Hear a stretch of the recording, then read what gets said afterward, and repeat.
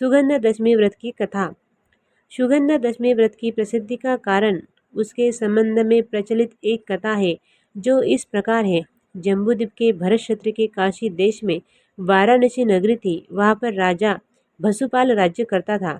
उसकी श्रीमती नामक की स्त्री थी। एक समय वह वन क्रीड़ा को गया।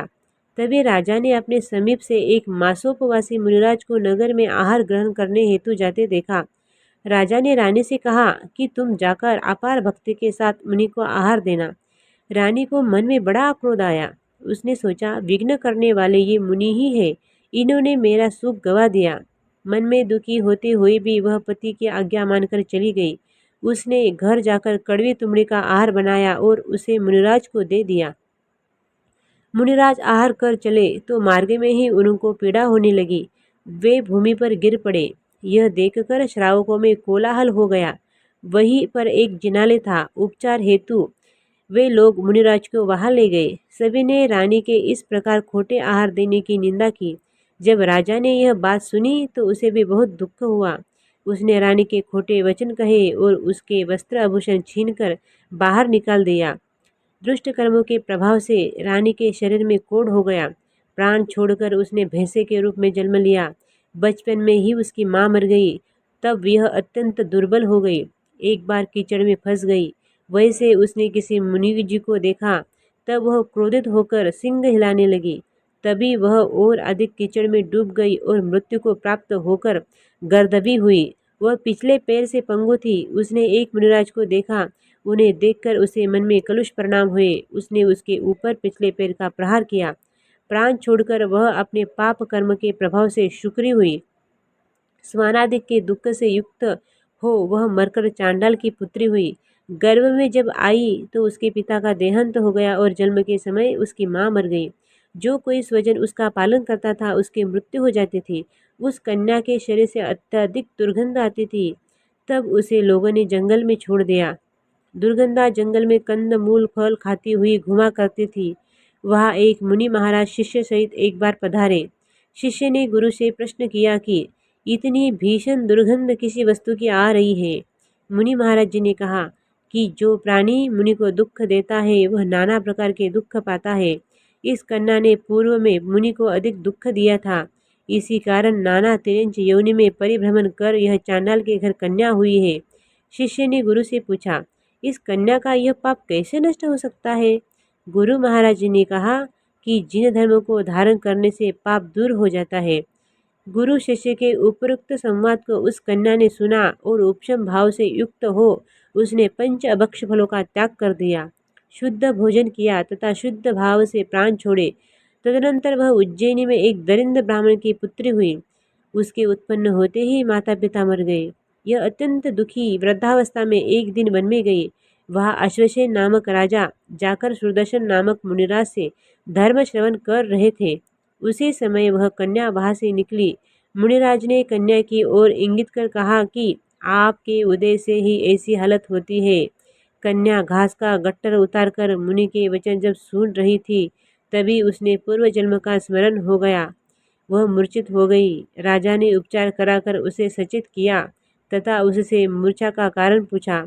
कन्या ने अपने पूर्व जन्म का वृत्तांत बतला दिया। यह सुनकर राजन ने मुनिवर से कहा, यह कन्या अब कैसे सुख पाएगी? मुनि महाराज ने कहा कि यदि यह कन्या सुगंध दशमी व्रत का पालन करेगी तो सुख पाएगी। सुगंध दशमी व्रत की विधि के विषय में प्रश्न पूछने पर मुनि महाराज ने सारी विधि बतला दी। राजा ने कन्या को बुलाकर धूप दशमी व्रत बतलाया। कन्या ने उसका भक्तिपूर्वक पालन किया। तब उसका पूर्व पाप कर्म नष्ट हुआ। राजा तथा नगरवासियों ने भी उस व्रत को धारण किया। पुर नगर था। उसके राजा का नाम कनकप्रभ था।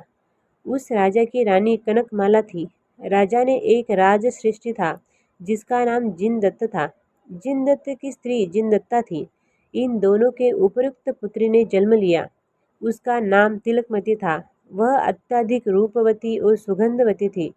पुनः उसके कुछ पाप कर्म का उदय आया जिससे उसकी माँ की मृत्यु हो गई। माता के बिना वह दुख पाने लगी। जिनदत्त ने दूसरा विवाह कर लिया। उसकी नवविवाहिता पत्नी गोधनपुर नगर के वृषभदत्त वनिज की सुता बंधुमती से सेठ सेठ की तेजोमती नामक कन्या हुई। बंधुमती तिलकमती से द्वेष करने लगी। तब सेठ ने दासियों से तिलकमती की सेवा करने को कहा। एक बार राजा कंचन प्रभ ने जिनदत्त को दूसरे द्वीप भेज दिया। जाते समय वह बंधुमती सेठानी से कह गया कि मैं राजा के कार्य से दूसरे देश को जा रहा हूँ। तुम तिलकमती तथा तेजमती का विवाह श्रेष्ठ लक्षणों से युक्त वर के साथ कर देना। सेठ जिनदत्त चले गए। कन्या की सगाई वाले जो भी आते थे वे तेजोमती की अपेक्षा तिलकमती को अधिक पसंद करते थे। बंधुमती तिलकमती की निंदा करती थी, किंतु कोई भी उसकी बात नहीं मानता था। एक बार उसने तिलकमती को वर पक्ष को दिखलाकर तेजोमती के विवाह का निश्चय किया। जब ब्याह के साथ सब लोग आए तब वह तिलकमती का श्रृंगार करके उसे अपने साथ रात्रि में स्मशान ले गई। वहां पर उसने चारों ओर 4 दीपक जलाकर रख दिए और बीच में तिलकमती को बैठा कर कहा कि यहाँ पर तुम्हारा पति आएगा, उसके साथ विवाह कर तुम घर चली जाना। ऐसा कहकर वह वहां से चली गई। आधी रात के समय राजा ने अपने महल से स्मशान की तरफ दीपकों की जलती हुई ज्योति देखी और बीच में कन्या को देखा। उसे देखकर मन में विचार किया कि यह देवता है या यक्षिणी है, अथवा किन्नरी है, अथवा कोई भी यहाँ क्यों आई है। ऐसा सोचकर तलवार लेकर वह वहां चला जहाँ तिलकमती बैठी थी। राजा ने तिलकमती से वहां बैठने का कारण पूछा। कन्या ने कहा कि राजा ने मेरे पिता को रत्नद्वीप भेज दिया है तथा मेरी माता मुझे यहाँ बैठा गई है तथा कह गई है कि मेरा पति यहाँ आएगा। इस स्थान पर तुम आए हो, अतः तुम ही मेरे पति भार्त हो। यह सुनकर राजन ने उसके साथ विवाह किया। राजा प्रांत जब जाने लगा तो तिलकवती ने उससे कहा कि तुम तो मेरे पति हो, मेरा उपभोग कर अब तुम कहाँ जा रहे हो। राजा ने उत्तर दिया कि मैं प्रतिदिन रात्रि को तुम्हारे पास आऊँगा। तिलकमती ने सिर झुकाकर पूछा, मैं तुम्हारा नाम क्या बतलाऊंगी। राजा ने अपना नाम गोप बतलाया। बंधुमती घर जाकर कहने लगे कि तिलकमती दुख की खान है, विवाह के समय पता नहीं उठकर कहाँ चली गई। ढूंढते उसने कन्या को स्मशान में पा लिया। जाकर उससे कहा कि यहाँ क्यों आई है, क्या तुझे भूत प्रेत लग गए हैं। तिलकवती ने हर्षित होकर कहा कि हे माता, जैसा तुमने कहा था वैसा ही मैंने किया। बंधुमती जोर से कहने लगी कि यह असत्य बात कह रही है। ऐसा कहकर वह उसे घर ले आई। उसने घर आकर उसके पति के विषय में पूछा। तिलकमती ने कहा कि मैंने गोप से विवाह किया है। यह सुनकर उसने उस पर कुपित हो अपने पास का ही एक घर उसको रहने के लिए दिया। प्रतिदिन राजा उसके घर आने लगा। बंधुमती तिलकमती को दीपक जलाने के लिए तेल नहीं देती थी, अतः दोनों अंधेरे में ही रहते थे। कुछ दिन बीत जाने पर बंधुमती ने तिलकमती से कहा कि दुगाले से आज कहना कि मुझे 2 बुहारी लाकर दे जाना। रात्रि में तिलकमती ने अपने स्वामी से माता को देने के लिए 2 बुहारी मांगी। राजन ने दूसरे दिन स्वर्ण में सिक्कों वाली तथा रत्न में मूठ वाली 2 बुहारी लाकर तिलकमती को दे दी। साथ ही उसे उत्तम 16 आभूषण तथा वस्त्र और दिए। तिलकमती ने तब राजा के चरण धोकर उन्हें केशव से पूछा। प्रातः काल राजा ने अपने महल गया। तिलकमती ने बंधुमती के दोनों बुहारी दे दी तथा उसे वस्त्र एवं आभूषण भी दिखलाए। उन्हें देखकर बंधुमती ने कहा कि तेरा भर्ता चोर है, उसने राजा के आभूषण चुराए हैं। ऐसा कहकर वे आभूषण छीन लिए। तिलकमती दुखी हुई। उसे राजा ने सांत्वना दी कि तुम चिंता मत करो, मैं तुम्हें और ला दूंगा। जिनदत्त रत्नद्वीप से आया। बंधुमती ने पति से कहा कि तुम्हारी पुत्री के अवगुण कहाँ तक कहे। विवाह के समय उठकर पता नहीं कहाँ चली गई और उसने चोर के साथ विवाह कर लिया। वह चोर राजा के यहाँ जाता है और वस्त्राभूषण चुरा कर ले आता है। उस चोर ने इसे ये वस्त्राभूषण दिए, इन्हें छीनकर मैंने रख लिए हैं। यह कहकर उसने पति के सामने वे वस्त्र आभूषण रख दिए।